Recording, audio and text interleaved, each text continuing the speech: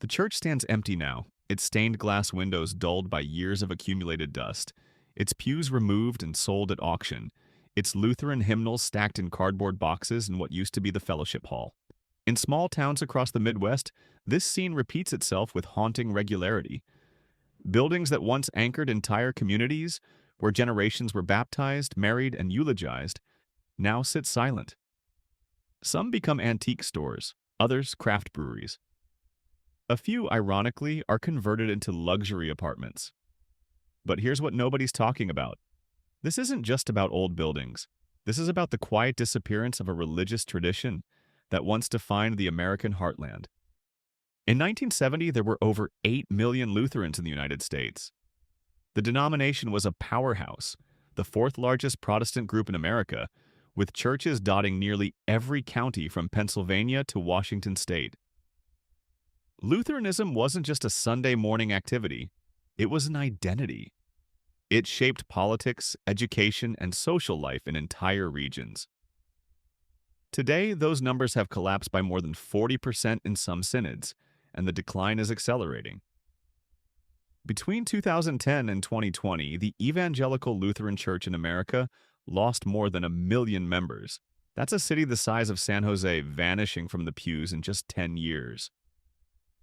The Lutheran Church Missouri Synod fared slightly better, but still hemorrhaged hundreds of thousands of faithful. And unlike some denominations that are simply reshuffling members between growing and shrinking congregations, Lutherans are leaving the faith entirely. The buildings close, the congregations scatter, the tradition fades. Before we go further, I want to take a moment to thank you for being here on Professor Archive. If you're finding value in this deep dive into forgotten or overlooked history, consider leaving a super thanks. It genuinely helps us continue researching these stories that mainstream documentaries won't touch. And I'm curious, where in the world are you watching this from? And what time is it right now? Drop a comment. I read every single one. So what happened? How does a denomination that survived the Reformation, that crossed the Atlantic with millions of German and Scandinavian immigrants, that built hospitals, universities, and entire social welfare systems, suddenly find itself on the edge of irrelevance? The answer isn't simple, and it isn't what most people think. Let's go back to the beginning, to understand what's being lost. Lutheranism arrived in America with the first waves of European settlement. As early as 1638, Swedish Lutherans established a presence in Delaware, but the real explosion came in the 19th century. Between 1840 and 1920, millions of Germans, Norwegians, Swedes, Danes, and Finns poured into the United States, fleeing poverty, political upheaval, and religious persecution. They brought Lutheranism with them, not as an abstract theology, but as a complete way of life. In the rural stretches of Minnesota, Wisconsin, Iowa, Nebraska, the Dakotas, these immigrants built tight-knit communities centered around their Lutheran churches. The church was where you learned English, where you found a spouse, where you buried your parents. It was your insurance company, your employment agency, your social club, and your moral compass all rolled into one institution. By the early 20th century, Lutheranism was thriving. The denomination established Concordia colleges and universities across the country, creating a pipeline of educated, committed members. Lutheran hospitals became renowned for their quality care. Lutheran social services supported widows, orphans, and the destitute. The church's influence extended into politics. In states like Minnesota and Wisconsin, you could not understand the political landscape without understanding Lutheran voters. They were socially conservative but economically progressive, suspicious of big business and big government alike, deeply committed to education and community welfare. This was a potent political bloc that both parties courted carefully. But underneath this apparent strength, fault lines were forming. The first crack appeared during World War I. Lutheranism's German roots became a liability when America entered the war against Germany. Suddenly, speaking German in church was seen as unpatriotic. Lutheran schools that taught in German were pressured to switch to English. Some communities even renamed their churches, removing the word German from their official titles. St. Paul's German Evangelical Lutheran Church became simply St. Paul's Lutheran Church. The shift was traumatic. For older immigrants who had never fully learned English, it meant losing access to spiritual life. Sunday services became incomprehensible. Hymns they'd sung since childhood were translated, losing their emotional resonance. This was the first great severance, the moment when Lutheranism began to loosen its grip on ethnic identity. The second crack came with suburbanization after World War II. The rural areas that had been Lutheran strongholds began emptying out. Young people left farms for cities and suburbs, chasing better jobs and modern lives. They didn't always leave the church, but they left the all-encompassing Lutheran communities their grandparents had built. In the suburbs, Lutheranism had to compete. Your neighbors weren't all Norwegian Lutherans anymore. They were Catholics, Methodists, Baptists, Jews, and increasingly people with no religious affiliation at all. The church was no longer the center of social life. Country clubs, PTA meetings, Little League games, these became the new community centers. Lutheranism had to justify itself in ways it never had before. And here's the uncomfortable truth. It wasn't always very good at it. Lutheranism is a cerebral faith. It emphasizes doctrine, liturgy, and intellectual engagement with Scripture. Martin Luther himself was a professor, and that scholarly approach permeated the tradition. Lutheran sermons were often lengthy explorations of theological nuance. Catechism classes were rigorous. This worked beautifully in tight-knit communities where everyone shared the same background and assumptions. But in the diverse, fast-paced suburban landscape, it started to feel heavy. Other denominations offered simpler messages, contemporary music, charismatic preachers, and emotional immediacy. When a Baptist megachurch down the road promised you a personal relationship with Jesus, accompanied by a rock band and a coffee bar, the Lutheran emphasis on consubstantiation versus transubstantiation started to seem arcane. Then came the splits. This is where the story gets messy. In 1988, 3 Lutheran church bodies merged to form the Evangelical Lutheran Church in America, the ELCA. This was supposed to be a moment of strength through unity. Instead, it set the stage for decades of conflict. The ELCA took a progressive theological direction. It embraced higher biblical criticism, viewing Scripture as a historical document that required interpretation rather than a literal, inerrant text. It began ordaining women in the 1970s, and in 2009 it made the decision that would prove most divisive. It voted to allow openly gay clergy in committed relationships. For many conservative Lutherans, this was a bridge too far. Now, you have to understand the theology at stake here. Lutheranism has always had a complicated relationship with authority. Luther's whole movement began with challenging authority, after all. The doctrine of sola scriptura, Scripture alone, meant that the Bible was the ultimate authority, not church tradition. But what happens when Lutherans disagree about what Scripture says? In the case of human sexuality, the disagreement was profound. Progressive Lutherans argued that passages condemning homosexuality had to be understood in their historical context, and that the overarching biblical themes of love and inclusion took precedence. Conservative Lutherans argued that Scripture was clear, that changing sexual ethics meant abandoning biblical authority altogether. This wasn't a minor dispute about worship style. This was a fundamental disagreement about the nature of truth, authority, and faith itself. The result was predictable: fracture. Between 2010 and 2015, hundreds of congregations left the ELCA. Some joined the more conservative Lutheran Church Missouri Synod. Others formed new associations like the North American Lutheran Church. These splits were agonizing. Families divided. Lifelong friendships ended. Church buildings became contested property, leading to lawsuits that dragged on for years. In one particularly bitter case in Minnesota, a departing congregation in the ELCA Synod fought over who owned the church building. The legal battle cost both sides hundreds of thousands of dollars. By the time it was resolved, the congregation had dwindled to a fraction of its former size, unable to afford the building they'd fought so hard to keep. But here's the twist that nobody saw coming. Both sides lost. You'd think that conservative congregations that left the ELCA would be thriving, unburdened by progressive theology they found objectionable. You'd think the ELCA, freed from dissenting members, could pursue its progressive vision with renewed energy. Neither happened. The conservative congregations discovered that young people weren't flocking to traditional Lutheran orthodoxy.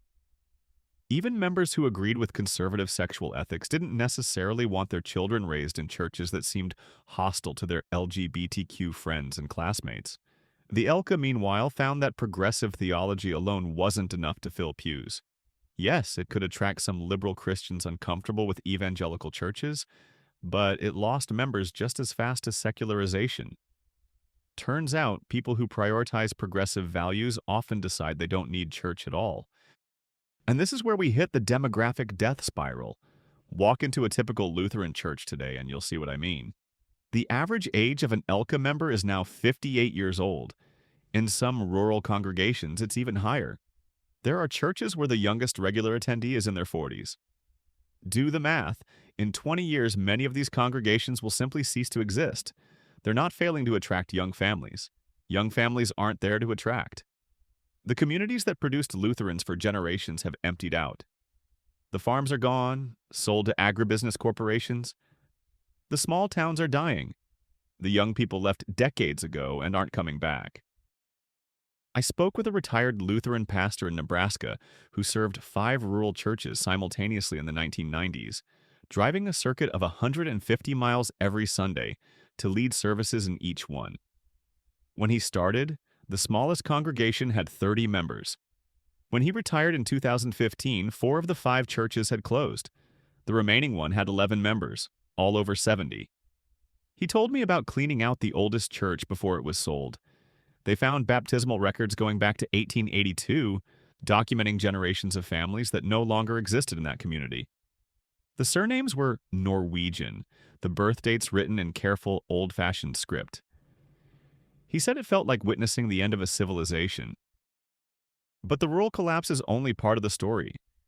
Even in cities and suburbs where Lutheran churches could theoretically thrive, they're struggling. Why? Because Lutheranism has an identity crisis. It doesn't know what it wants to be in 21st century America.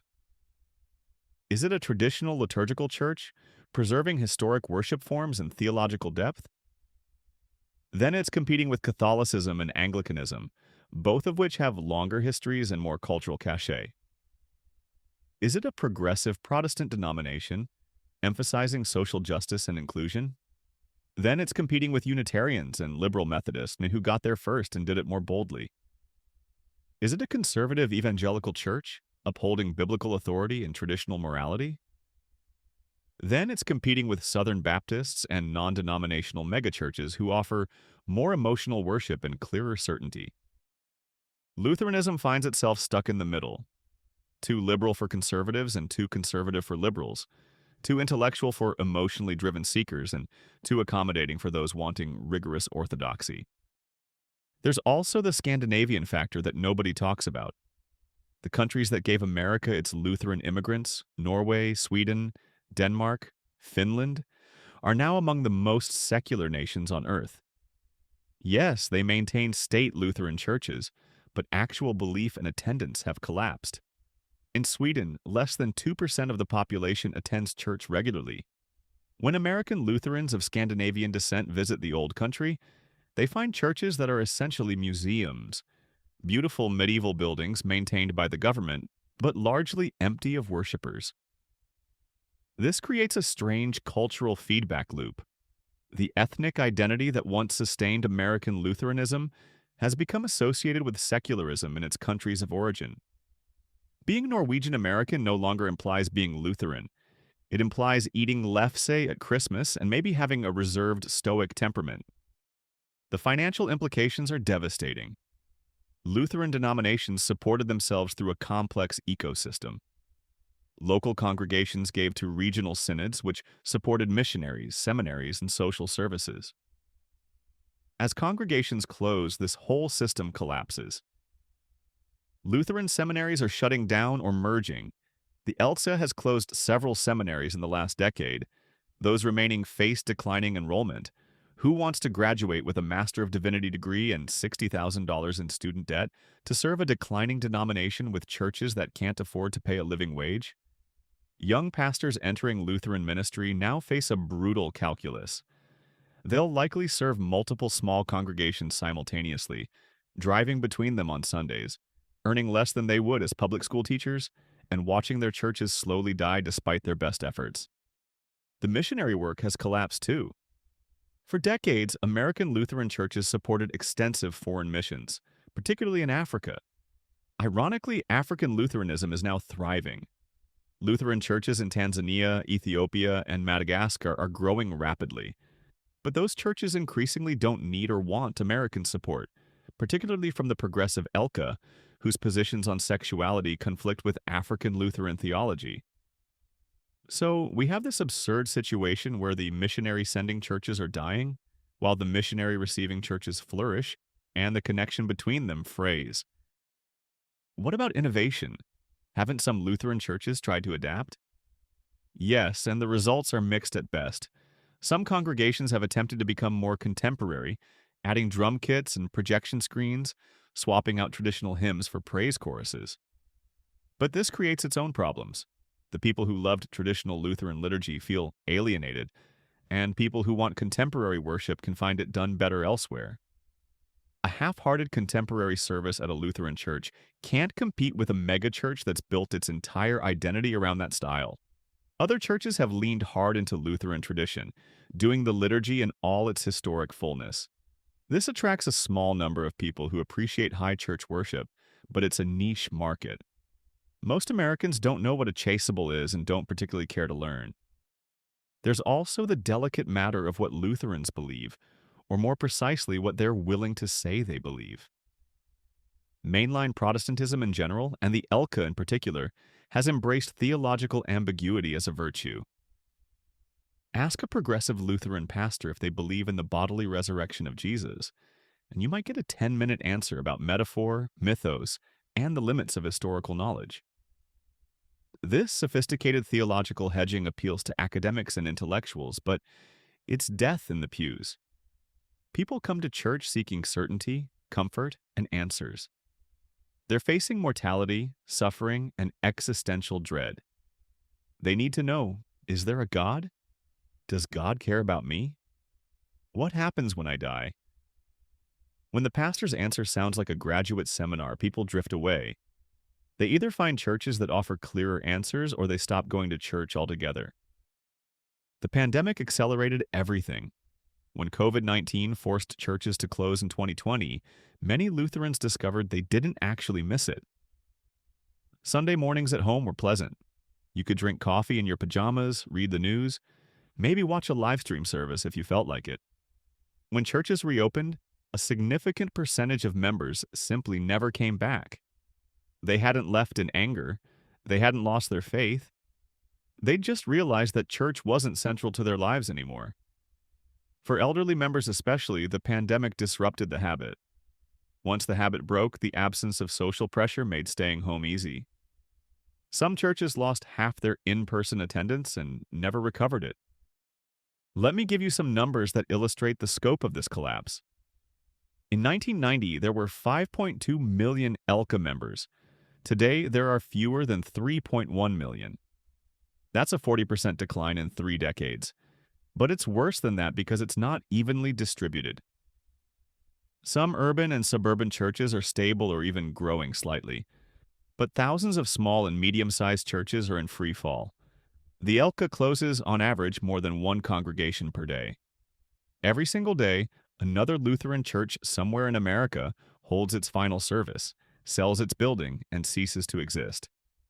The Lutheran Church Missouri Synod, more conservative and once more stable, is now showing similar trends.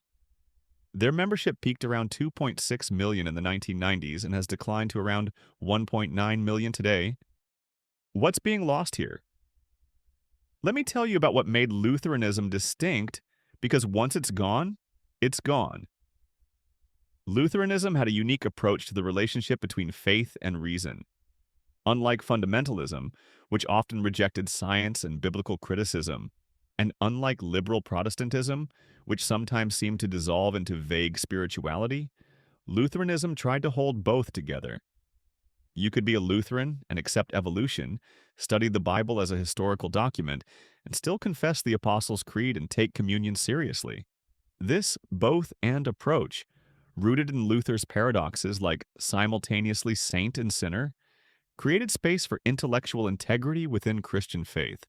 Many scientists, scholars, and thoughtful people found this combination compelling. That space is shrinking. Lutheranism also had a sophisticated understanding of vocation. The idea that your daily work, whatever it is a calling from God and a way of serving your neighbor. You didn't need to be a pastor or missionary to have a sacred vocation. The farmer, the teacher, the plumber, all were serving God through their work. This dignified ordinary life in a way that American evangelicalism, with its emphasis on dramatic conversion and full-time ministry, often didn't. It also grounded Lutheranism in the community. Your work wasn't just about personal fulfillment or financial success. It was about serving the common good. This theology shaped entire regions, contributing to the Midwest's emphasis on public service, education, and community welfare. Then there's the music. Lutheran hymnody is one of the great treasures of Western Christianity. Luther himself wrote hymns including "A Mighty Fortress is Our God," which became the anthem of the Reformation. For 4 centuries, Lutherans produced an extraordinary musical tradition. Johann Sebastian Bach was a Lutheran, and his cantatas, passions, and organ works were all written for Lutheran worship.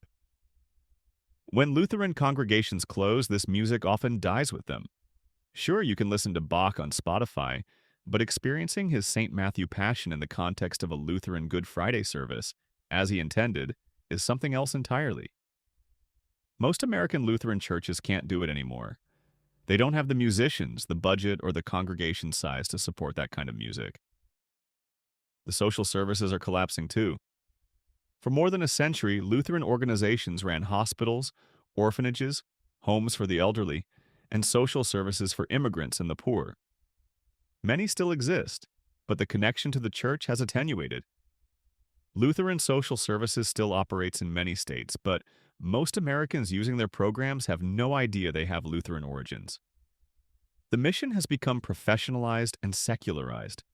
This isn't necessarily bad, but it represents another thread of connection breaking. The church that once cared for your great-grandmother in her final years, that found your grandfather his first job in America, that network is dissolving. Is there any hope? Can Lutheranism reverse this decline? The honest answer is probably not, at least not in its current form. Demography is destiny, and the demographic trends are terrible. The people who sustained Lutheranism are dying, and there aren't enough younger people to replace them. Some individual congregations will survive, particularly in areas where they've successfully built community around something other than ethnic identity. Urban churches that have become centers for community organizing, social justice work, or arts and culture have a better chance. Churches that have found a clear identity, whether as progressive activists or traditional liturgy enthusiasts, can carve out a niche. But the broad Middle American Lutheranism that defined entire regions? That's ending.